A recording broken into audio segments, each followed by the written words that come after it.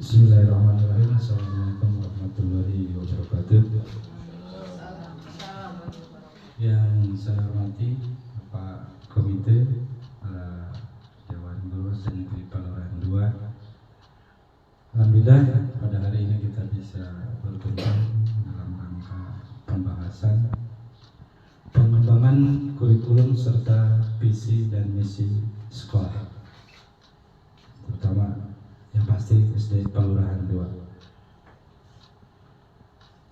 Langsung. Ya, sebelum kita ke visi dan misi, penjabaran visi dan misi, kita lihat dulu latar belakangnya adalah biar Bapak dan Ibu, saudara Bapak Komite juga tahu bahwa definisi visi antara visi dan misi itu beda. Visi apa, misi apa. Kalau visinya itu khayalan, kalau misi itu adalah pelaksanaannya. Visi adalah cita-cita bersama untuk jangka waktu tertentu yang dirumuskan berdasarkan masukan dari seluruh warga sekolah. Warga sekolah di sini adalah guru-guru, komite, kepala sekolah, orang tua siswa, dan termasuk juga siswa, dan juga beberapa stakeholders, contoh yang seperti tokoh masyarakat, tokoh agama, atau dari aparatur pemerintahan yang terdekat. Sedangkan misi adalah cara-cara yang dilakukan oleh sekolah dalam berupaya mencapai visi tersebut.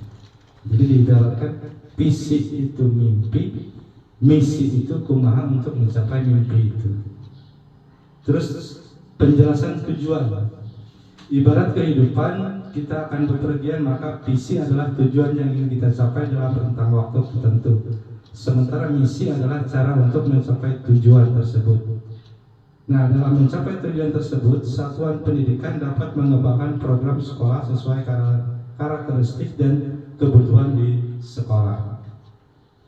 Selama selaras dengan kerangka dasar yang ditetapkan oleh pemerintah, visi dan misi yang merupakan salah satu komponen utama dalam kurikulum operasional satuan pendidikan menjadi acuan dalam seluruh kegiatan pembelajaran. Jadi komponen utama acuannya adalah kurikulum sekolah. Dalam hal ini SD Palurahan 2 sudah menggunakan kurikulum sekolah penggerak atau kurikulum merdeka. Ya, pada prakteknya, semua warga sekolah wajib berkomitmen untuk menerapkan nilai-nilai visi dan misi dalam kegiatan sehari-hari. Kita ulangi, pada prakteknya semua warga sekolah, tidak hanya kepala sekolah, tidak hanya guru, tidak hanya orang tua, tidak hanya komite, atau tokoh masyarakat, tokoh agama, semuanya sama-sama untuk mewujudkan visi tersebut. Untuk itu, penyusunan visi misi ini menjadi kunci untuk melalui tahap analisis karakteristik satuan pendidikan serta memerlukan refleksi berkala sekitar 4-5 tahun sekali untuk memastikan bahwa visi dan misi masih relevan. Jadi satu periode ketika kita menyusun kurikulum ini atau visi dan misi ini, waktunya satu periode 4 atau 5 tahun.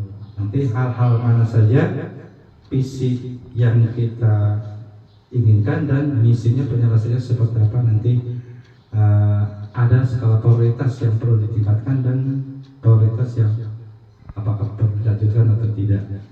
Sebelum mengembangkan kurikulum operasionalnya, satuan pendidikan melakukan analisis karakteristik yang menggambarkan keunikan lembaga dan lingkungan belajar. Satuan pendidikan perlu menampung aspirasi warga sekolah karena visi dan misi menjadi arah yang dituju oleh seluruh warga satuan pendidikan. Nah, perlu menampung seluruh warga sekolah. Tidak hanya ke program kepala sekolah, tidak hanya ke program guru, tidak hanya ke program komite, harusnya seperti itu, tidak. Itu merupakan seluruh warga sekolah, baik dari kepala sekolah, dari guru, dari orang tua murid, dari komite, tokoh masyarakat, tokoh agama, atau pemerintahan yang terdekat, bisa mengajukan beberapa program dengan tujuannya adalah untuk meningkatkan mutu pendidikan di sekolah kita. Analisis lingkungan belajar, kita perlu memperhatikan pelibatan warga satuan pendidikan, kepala sekolah, guru, murid, dan tenaga kependidikan.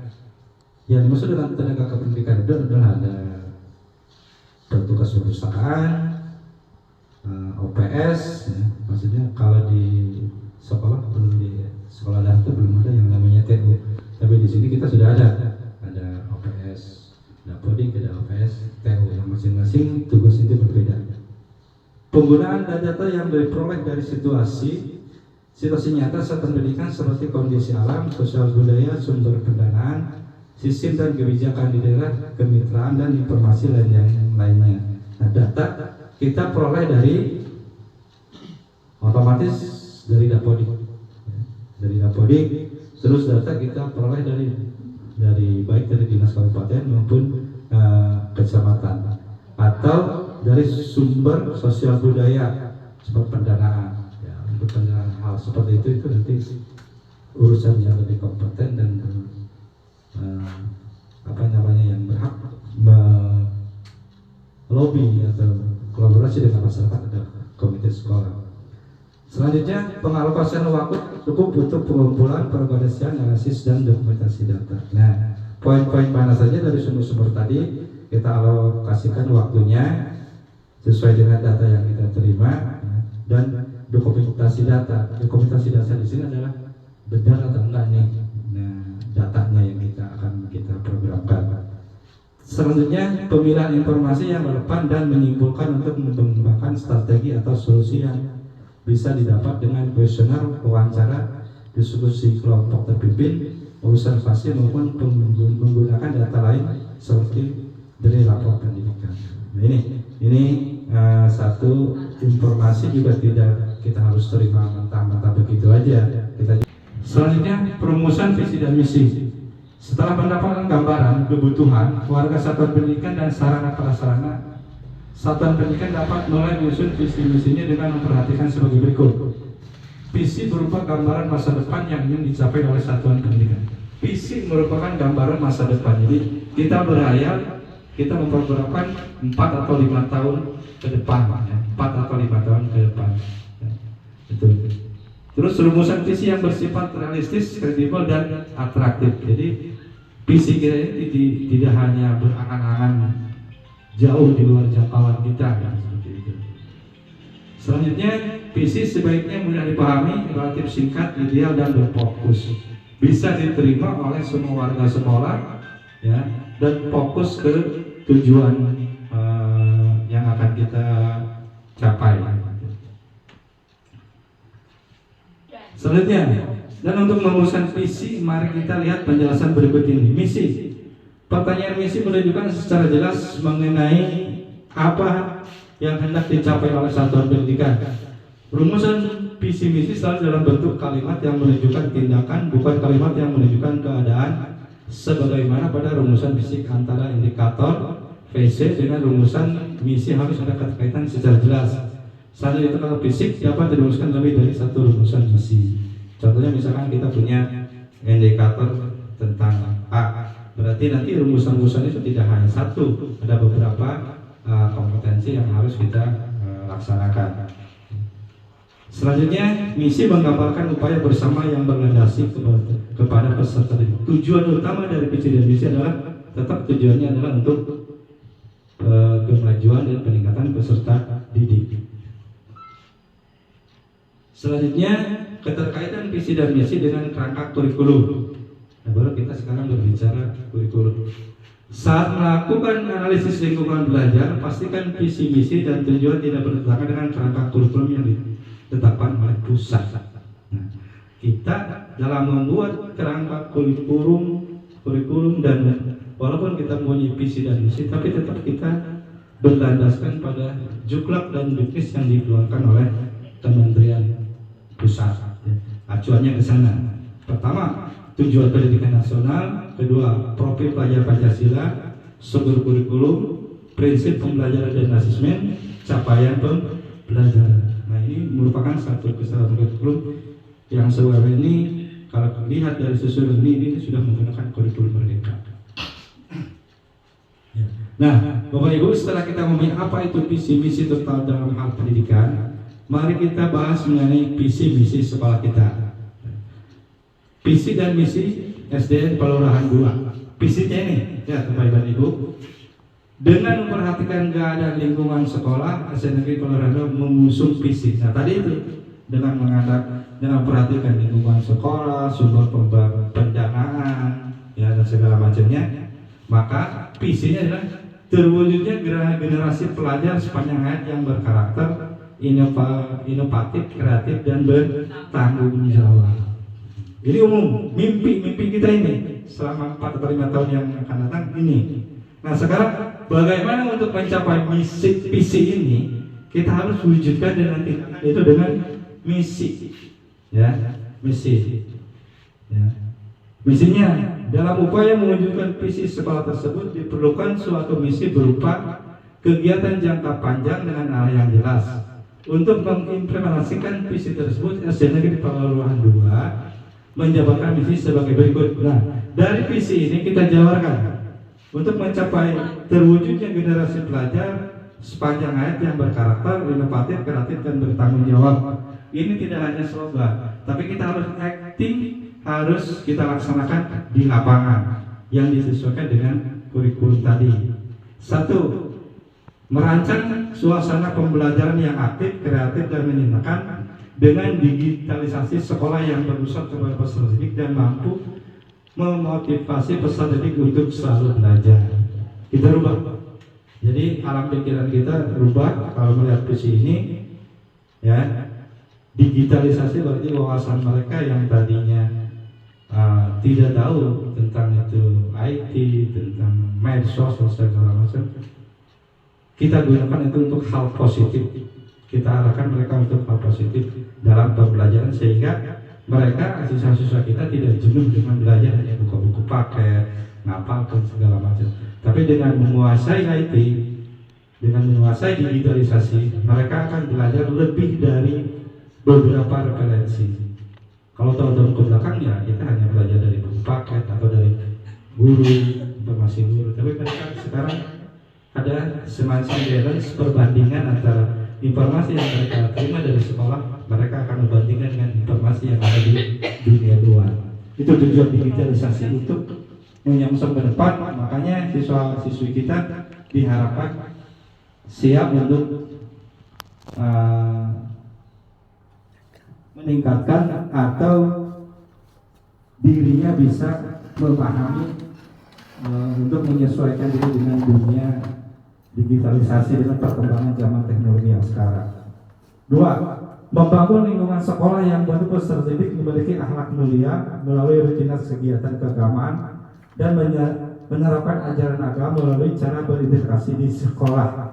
Yang tadi itu berkarakter. Sepanjang yang berkarakter si bentuknya dari tetap ya walaupun kita di sini program menggunakan digitalisasi tetap karakter kita dengan sosial budaya yang ada adalah tetap religius, pikiran itu tetap ada. Di sini ada sumbangsi keagamaan tetap ya, kita akan mengajarkan nilai-nilai keagamaan yang akan mengimbangi nanti siswa-siswi kita di SD Kelurahan 2 sehingga dia di masa depannya akan balance, tidak hanya mengejar perkembangan dunia, tapi juga dia akan mengejar mempelajari ilmu-ilmu tentang keagamaan. Insya Allah nanti akhlaknya itu akan lebih bagus.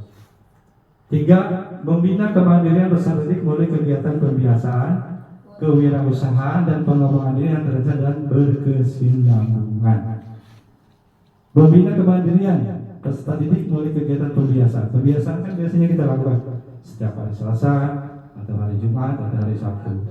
Apakah dengan membaca bersama, olahraga atau dengan keagamaan, ya, dengan misalkan kultur, ya, atau hari Jumat kita biasanya kultur Selasa itu, ya. Jadi maksud dengan kemandiriannya seperti itu. Atau dengan kita mengajarkan yang namanya dengan proyek profil Pancasila P5.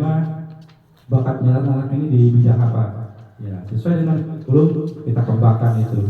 Ya suatu saat nanti ketika anak itu lulus dari sekolah ini, mereka tidak akan bingung lagi harus kemana. Tapi mereka sudah kita bekali ya, dengan kewirausahaan dan pengembangan diri yang terencana dan berkesinambungan.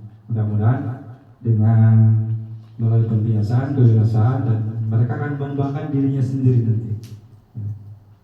4. Membangun lingkungan sekolah yang bertoleransi dalam kebinekaan global, mencintai budaya lokal dan menjunjung tinggi nilai-nilai gotong royong. Itu yang maksud di sini adalah tetap kita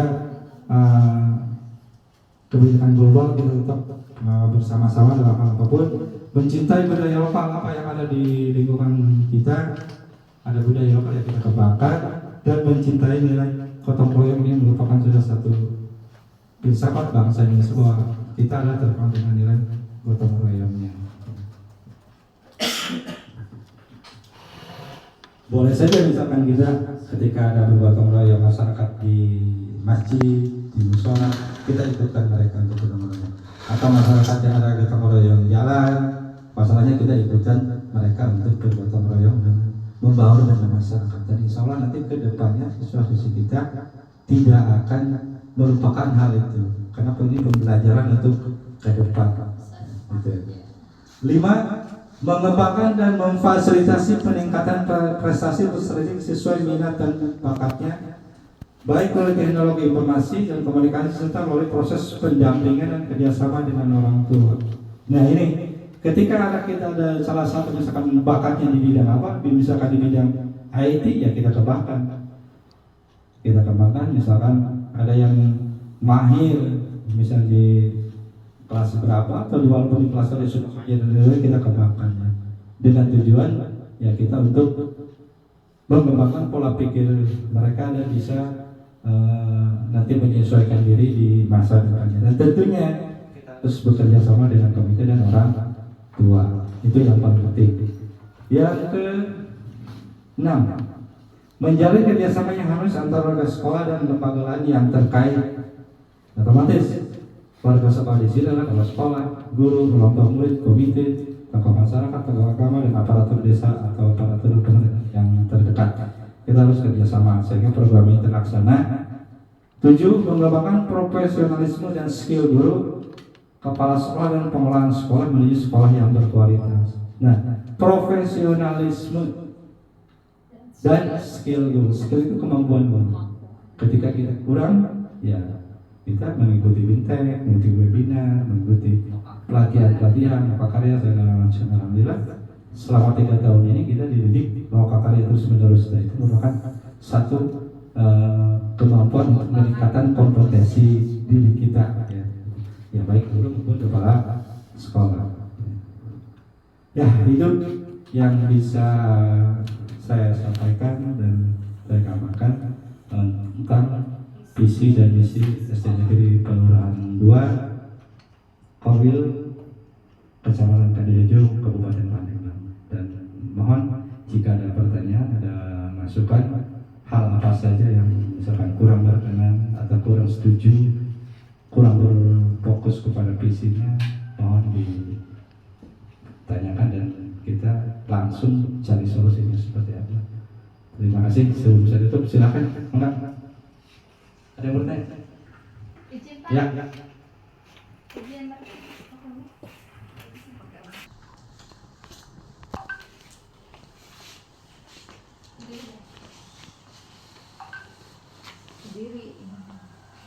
Assalamualaikum warahmatullahi wabarakatuh. Izin bertanya, Pak.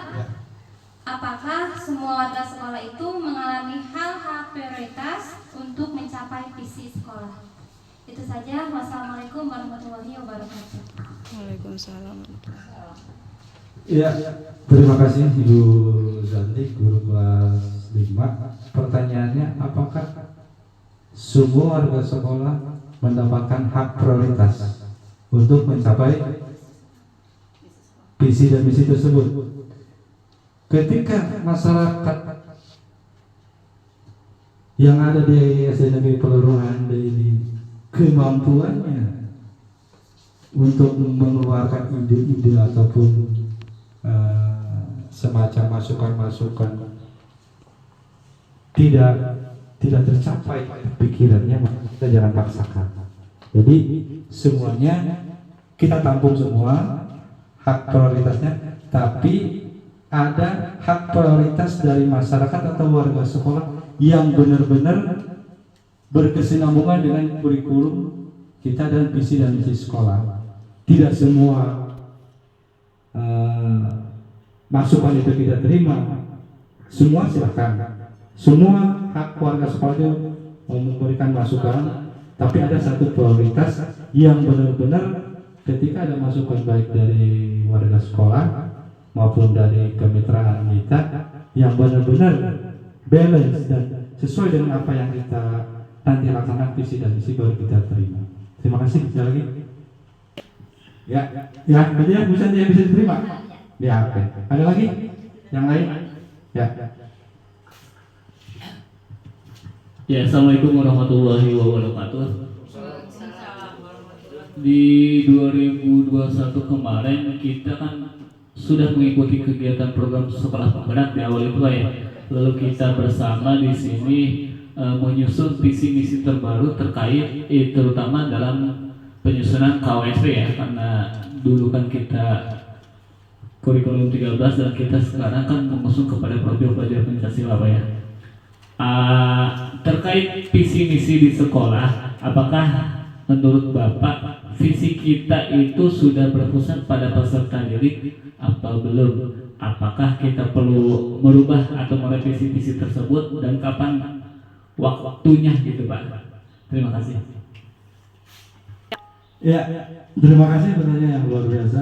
Tahun 2021 alhamdulillah kita mendapatkan SK dari kementerian untuk menjadi sekolah penggerak. Ya, dari sekian 8.000 sekian se-Indonesia, ya hanya 4.000 sekian yang diterima, dan dari 800 sekian se-Kabupaten Pandeglang hanya 22 sekolah yang diterima oleh kementerian dan lulus verifikasi, dan kita mendapatkan predikat sekolah penggerak. Nah sekarang pertanyaannya tadi adalah apakah sudah sesuai dengan visi dan misi kita? Gitu. Nah, otomatis kita di sini menggunakan dua kurikulum. Kalau visi dan misi semuanya sudah sesuai. Tapi di sini kita menggunakan dua kurikulum di tahun 2021. Satu dan ada yang ingat? 1 dan 4 itu menggunakan kurikulum Merdeka. Kurikulum sekolah penggerak. Ya, visi dan misinya itu merevisi dari kurikulum K13 karena 2, 3, 5 dan 6 belum ya. Walaupun visi dan misi kita di tahun 2021 masih menggunakan K13, tapi kita merevisi dari kurikulum K13 itu menjadi kurikulum sekolah penggerak kelas 1 dan kelas 4. Belum untuk kelas 2, 3, 5. Terus tahun berikutnya lagi kita merevisi kembali menyesuaikan kurikulum K13 menjadi kurikulum Merdeka untuk kelas 2 dan 5 ya, itu kita sesuaikan kembali. Nah terus tahun berikutnya, tahun sekarang yang terakhir, kita menyesuaikan kembali dari kurikulum K13 menjadi kurikulum Merdeka kelas 3 dan 6, sehingga pada tahun ini alhamdulillah kita sudah menggunakan kurikulum sekolah Merdeka dan visi dan misinya sudah sesuai karena kita merevisi dari kurikulum K13 itu. Terima kasih. Ada lagi? Terima kasih untuk semuanya. Ada beberapa pertanyaan yang bagus sekali dan itu merupakan masukan, dan insya Allah tetap visi dan misi kita akan tetap koreksi, kita akan sesuaikan dengan keadaan baik pendanaan terus sosial masyarakat kita, yang tentunya walaupun itu 4 sesuai 5 tahun tetap kita ada kontrol. Nanti kita di akhir tahun nanti kita akan mendapatkan satu misi atau visi, satu misi yang apakah misi ini sesuai dengan visi atau apakah misi ini tidak sesuai dengan visi. Apakah misi ini sudah terlaksana dan sudah berjalan dengan baik dan pencapaiannya secara optimal, apakah misi ini tidak sesuai atau belum dilaksanakan. Nah, itu perlu evaluasi dan ketika itu nanti ada, kita akan berkumpul kembali, kita akan merapatkan, memusyawarahkan solusi-solusi apa yang harus kita capai untuk program visi dan misi yang belum tercapai. Ada yang lain lagi? Kalau tidak ada, ya tutup ya. Dan jadilah kita sebagai yang dituntut di visi dan misi adalah profesionalisme dan tingkatkan skill atau kemampuan diri kita masing-masing dengan cara webinar, maka karya dan lain-lainnya, sehingga kita tidak berjalan di tempat, kita tetap harus mengevaluasi diri kita sendiri agar kemampuan kita mudah-mudahan guru-guru di SD Negeri Purwakarta ini melebihi rata-rata di atas guru yang lain.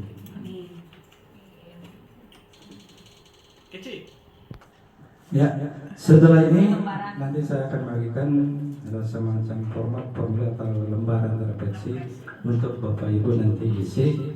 Ya, saya mohon dengan sejujur-jujurnya apa yang Ibu pikirkan, apa yang Ibu perhatikan dalam hal visi dan misi sekolah kita, tuangkan di situ dan insya Allah akan nanti bahan masukan bagi sekolah. Saja, terima kasih. Billahi taufiq wal hidayah. Assalamualaikum warahmatullahi wabarakatuh.